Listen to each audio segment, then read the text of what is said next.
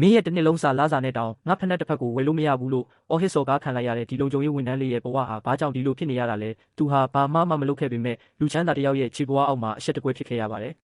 ဒါပေမဲ့ဒီအဖြစ်ပြက်ရဲ့နောက်ွယ်မှာတော့မျက်ရည်လဲရတဲ့ဇလန်းတစ်ပုဒ်ရှိနေပါတယ်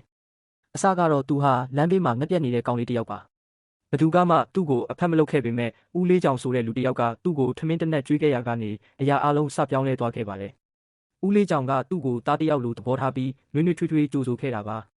ထမင်းစားရင်နဲ့မျက်ရည်တွေကျနေတဲ့နုံကိုကြည့်ပြီးဦးလေးကြောင်ကမငုံနဲ့အဝါစားအာမနာနဲ့လို့နှစ်သိမ့်ပေးခဲ့တယ်။နုံဟာသူ့ဘဝမှာတခါမှဒီလိုစေတနာမျိုးမကြုံဘူးခဲ့ပါဘူး။ဒီထမင်းတနက်ဟာသူ့အတွက်တော့ကဘာကြီးတစ်ခုလုံးစာအတိတ်ပဲရှိခဲ့ပြီးသူ့ရဲ့အားငယ်စိတ်တွေကိုပျောက်ကွယ်စေခဲ့ပါတယ်။ဦးလေးကြောင်ကဆင်းရဲခြင်းရဲ့အဆိုးဆုံးကငတ်မွတ်တာဖြစ်ပြီးဘိုက်ဝါမှာအမှားမှန်ကိုဝေဖန်နိုင်မယ်လို့သင်ခန်းစာပေးခဲ့ပါတယ်။ဘိုက်ဝါမှာမင်းရဲ့အသိဉာဏ်ကကောင်းမှအဲ့ဒီတော့မှအမှားတွေမလုံးမိမှဆိုတဲ့စကားကနှုတ်အတွက်တော့ဘဝလမ်းပြဖြစ်ခဲ့ပါတယ်။ဒါဟာသူ့ကိုဒုတိယအကြိမ်အခွင့်အရေးပေးလိုက်တာပါပဲ။နုံဟာကျေးဇူးဆက်ဖို့အတွက်အမိုက်တွေလိုက်ကောက်ပြီးပတ်စံရှာခဲ့တယ်။သူရလာတဲ့ပတ်စံလေးကိုဦးလေးကြောင်ကိုပြန်ပေးပေမဲ့ဦးလေးကြောင်ကလက်မခံပဲသူ့ကိုအလုပ်တစ်ခုပေးဖို့ဆုံးဖြတ်လိုက်ပါတယ်။မင်းတကယ်အလုပ်လုပ်ချင်လားလို့ဦးလေးကြောင်ကမေးလိုက်တဲ့အချိန်မှာ